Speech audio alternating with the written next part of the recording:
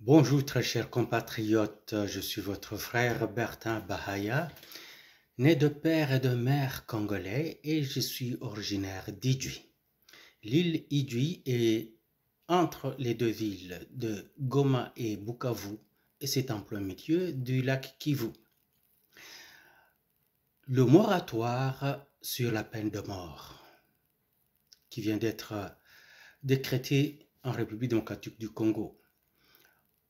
Cas de trahison.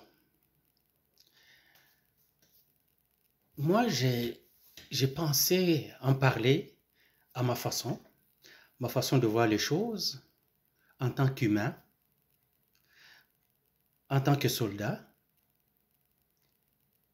et je vais parler seulement sous cet angle-là. Je n'embarque pas dans ce qui est scientifique, les débats, les théories de toutes sortes. Non, je vais y aller de façon la plus pragmatique possible, la manière que doit l'entendre un soldat. Vous savez, au front, celui qui est en face et qui a l'arme braquée sur vous, son intention, c'est de tirer pour vous tuer, n'est-ce pas? Oui.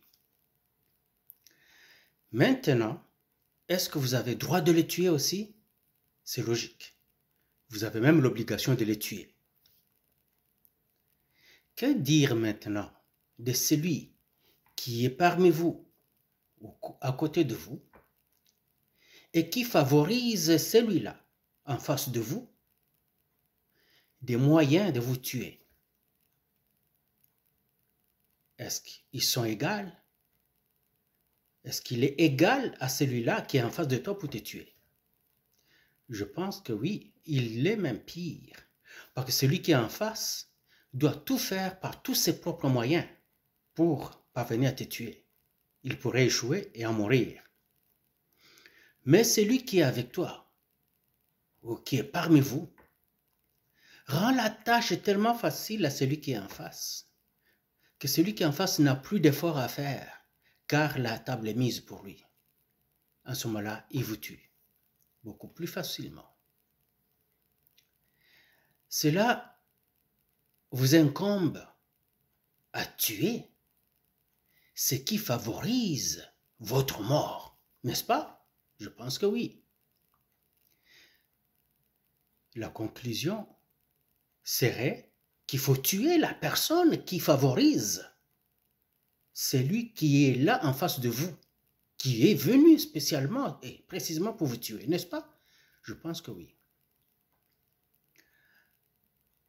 Le soldat qui est au front et qui va faire face à cette réalité devrait considérer qu'il est de son obligation de mettre à mort celui qui est à côté de lui ou celui qui est parmi eux qui favorise le gars en face de vous tuer.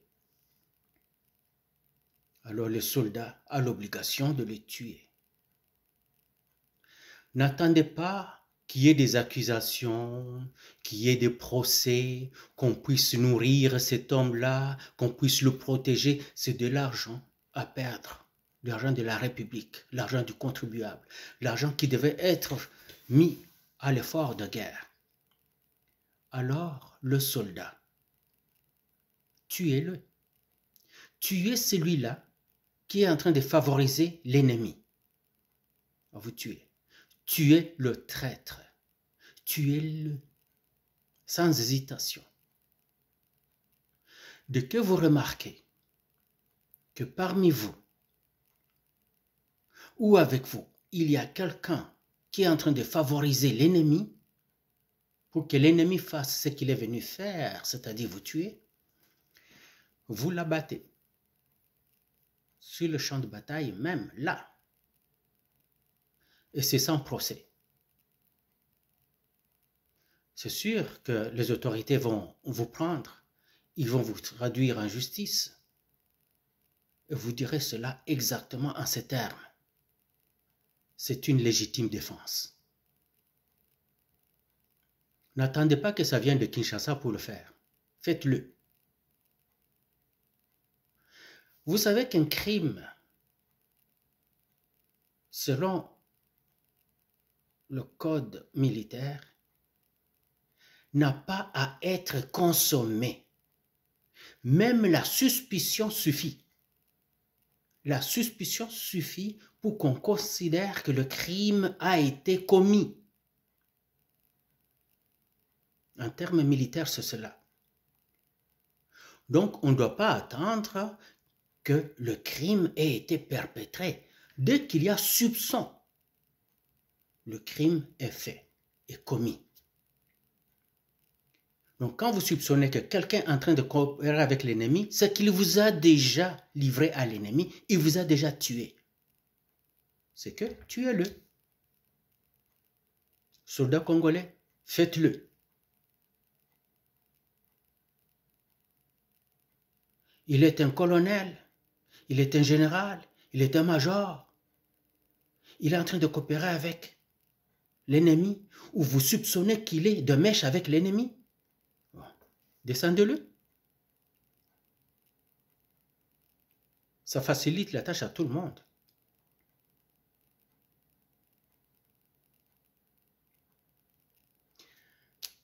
Je voulais dire cela aussi. Le camp Mwangachuchu, il y a eu 12 millions de morts au Congo et 8 millions de morts déjà documentés, confirmés aux Nations Unies, par les enquêtes des Nations Unies. À l'est de la République démocratique du Congo. Quand les envahisseurs rwandais, ougandais, M23 sont venus, parce qu'ils cherchent à prendre ces terres-là, qu'ils occupent pour la plupart, ils tuaient les Congolais qui sont là, et les Congolais qui se sauvaient quittaient les terres. Parce que c'était ça qu'ils sont venus faire. Vous tuez et vous forcez à quitter ces terres parce qu'ils le veulent pour eux. Dans l'entretemps, Mwangachuchu exploite les minéraux sur ces terrains-là, qui transporte vers le Rwanda, et le Rwanda en tire des dividendes.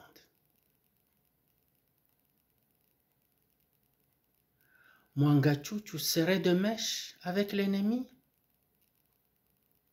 N'est-ce pas qu'on a trouvé des armes enfouies sur ces terres? Et les armes sont des outils de mise à mort. Une arme n'a rien d'autre. C'est un outil de mise à mort. C'est que Mwangachuchu a d'une certaine manière tué. Essayons un peu de naviguer dans cette pensée, voir comment on en arrive là. Par exemple, moi, je voudrais tuer X, qui s'appelle, mettons, Nguvu ya Mungu. Alors moi, je vais tuer Nguvu ya Mungu et je paye Nguvu ya Shetani pour aller tuer Nguvu ya Mungu. Nguvu ya Mungu arrive pour tuer.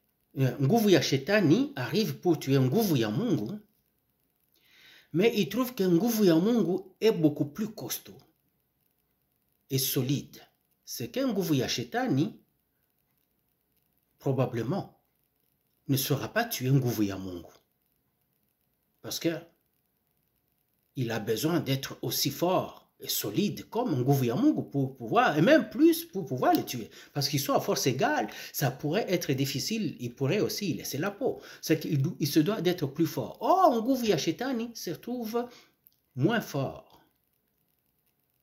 Alors, il appelle Nguvu ya Yesu pour venir l'aider. Nguvu ya Yesu, qui est de loin plus costaud, il vient, il neutralise nguvu ya Mungu. Il le tient immobile et il demande au faiblard, nguvu ya shetani, de prendre maintenant le couteau et couper le cou. Vous vous rendez compte que nguvu ya shetani n'aurait jamais abattu nguvu ya Mungu si c'était nguvu ya Yesu qui est venu favoriser, aider et faciliter le tout. Ce que moi je considère que nguvu ya Yesu est plus coupable que nguvu ya shetani. Parce que c'est lui qui est venu favoriser, faciliter la mise à mort de nguvu ya Mungu.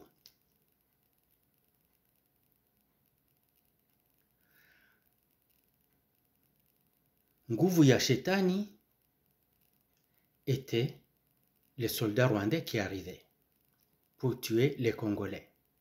Ils avaient de la difficulté à le faire parce qu'il y avait les Wazalendo. En ce temps-là, on les appelait des Maï, on les appelait des forces négatives, je ne sais pas quoi, qui les mettaient à mal. Mais Mwanga Chuchu, qui est un nguvu ya Yesu, est venu les aider en favorisant la mort de nguvu ya Mungu, le peuple congolais.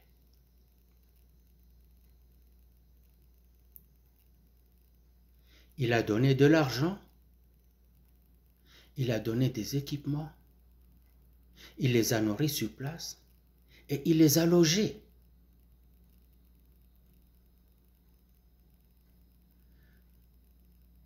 Mwanga Chuchu doit revenir, doit retourner devant les tribunaux militaires. On doit réexaminer son cas.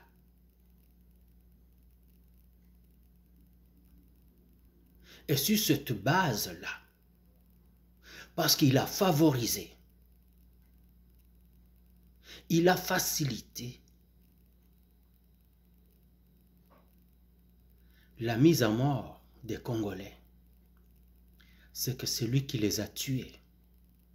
Parce que les Rwandais par eux-mêmes n'auraient jamais réussi comme cela. Mwanga Chuchu doit retourner auprès des autorités militaires, aux tribunaux militaires. Et le moratoire doit s'appliquer sur lui. J'en bave même. J'ai hâte qu'on le pende. Je sais que parmi vous, il y a ceux qui ont profité. Beaucoup de Congolais ont profité de la situation. Beaucoup de Congolais ont travaillé avec Mwanga Chuchu. Beaucoup de ces Congolais-là ont tout leur patrimoine au Rwanda. Ils ont des comptes bancaires au Rwanda, ils ont tout au Rwanda. Ils y vont, c'est là qu'ils vivent plus qu'au Congo. Ceux-là, eux aussi, doivent être interpellés. C'est pour cela qu'ils cherchent à se protéger. Ils cherchent à se protéger comme députés. Ils font des pieds et des mains pour être députés afin qu'ils soient protégés. Ils favorisent d'autres personnes pour que ces personnes-là deviennent députés afin que ces personnes-là les protègent, afin que les lois du pays ne changent pas, que la Constitution ne soit pas amendée, afin que les méchants soient sauvegardés. Savez-vous qu'il y a des gens qui sont là à Kinshasa, jour et nuit, ils font tout. Tout ce qu'ils cherchent, c'est de faire échapper Mwanga Chuchu. Vous le savez, non? Ils sont là à Kinshasa. Vous les connaissez. L'ANR les connaît. Parce que certains collaborent avec l'ANR, ils sont à l'ANR. L'ANR Docteur Lussadoussou, c'est vous, monsieur Delaner, vos collaborateurs là, qui sont dans le noir. Ils sont là. Hein? Qu'est-ce que cet Aner va faire? J'ai bien peur. Qui a recommandé le docteur Lussadoussou? Qui l'a recommandé comme directeur de l'ANR? Ne savait-il pas que le docteur Lussadoussou était seulement médecin à l'hôpital militaire de Kanchachi, à la division spéciale présidentielle de Mobutu, et qu'il n'avait pas, il n'était pas chef de la CNRI, il n'était pas chef les services d'intelligence de Mobutu, il n'était pas chef de ça du tout. Lui, il était un médecin, il soignait là au Kanchachi. Comment je le sais? Parce qu'il m'a déjà soigné. J'étais impliqué dans un accident de circulation et je vivais chez quelqu'un qui était militaire de la DSP et qui m'a fait soigner là-bas. Le docteur Lussadoussou m'a soigné.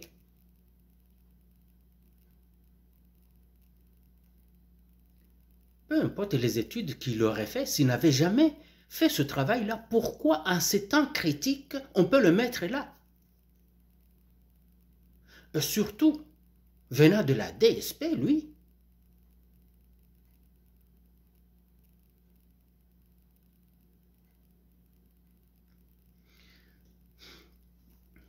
Voilà. Moi, je voulais juste dire cela. Je ne sais pas. Je ne sais pas qui fait la vérification. Je ne sais pas qui fait le vetting, la vérification. On aime dire les mots anglais, vetting, mais en français, c'est la vérification seulement. Qui fait la vérification avant qu'on ait donne des postes aussi importants à certains gens? Tout le monde de l'ANR ne peut pas être connu parce que c'est un service clandestin. C'est un service secret. Et c'est avec ça qu'on a introduit toutes les vipères dans l'ANR. Les personnes qui Tshisekedi aurait dû garder loin sont maintenant là. Les personnes qui ne se seraient pas rapprochées d'une portion de pouvoir encore en République démocratique du Congo sont déjà là. Et curieusement, malheureusement, ces personnes-là travaillent pour le compte, pour l'intérêt du Rwanda. Ils ont tous leurs intérêts au Rwanda. Ils ont fait de la fortune sous Kabila sans inquiétude parce que ils ont œuvré, parce qu'ils ont... Ces personnes-là ont liquidé Musée. Et ils étaient contents de réussir à mettre leur homme, le Rwandais Kabila, au pouvoir. Et ils sont là. C'est triste. C'est vrai ce que je dis. J'en parle avec une boule à la gorge. Parce que j'ai tellement hâte de voir mon pays se stabiliser, se développer.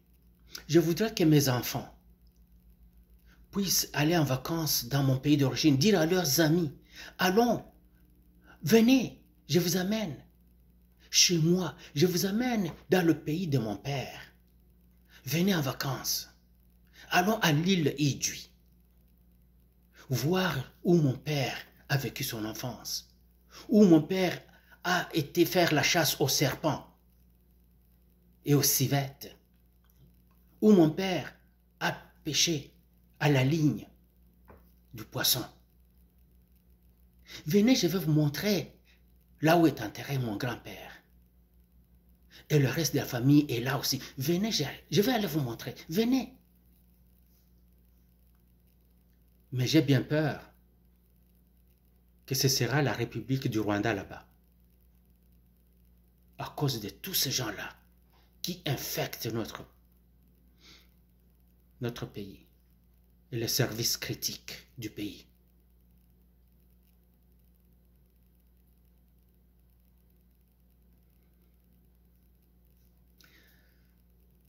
Je voudrais demander aux frères auxquels j'ai déjà parlé de certaines choses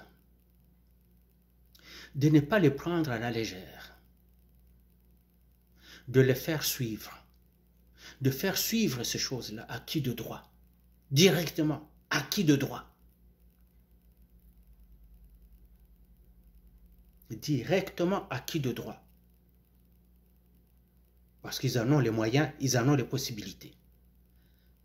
C'est difficile d'atteindre le président Tshisekedi parce qu'il est président. Parce qu'il est président de la République démocratique du Congo. Il ne doit pas être facilement accessible. Ça, c'est un fait. Mais alors, il y a d'autres voies pour faire parvenir certaines choses. Et il y a des gens qui peuvent le faire. Ils négligent parce qu'ils ne voient pas, ils ne comprennent pas l'importance de ça, parce que pour eux,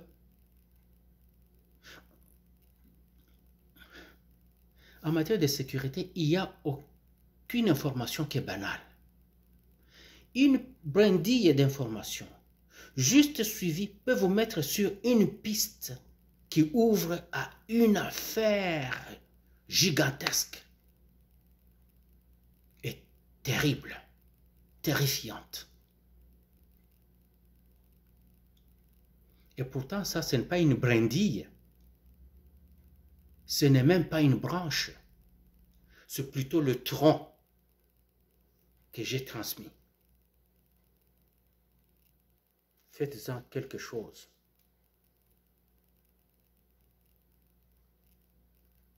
Que Jules César ne puisse pas regretter. Que Jules César puisse arrêter Brutus à temps. Car Brutus arrive. Brutus est déjà là. Et le plébéien a déjà glissé le mot à la garde. À la garde de Jules César. Que la garde de Jules César fasse vérifier ça immédiatement. Et vite, ça presse, ça urge.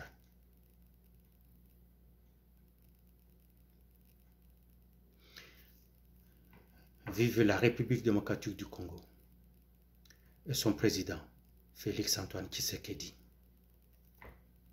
Hurrah!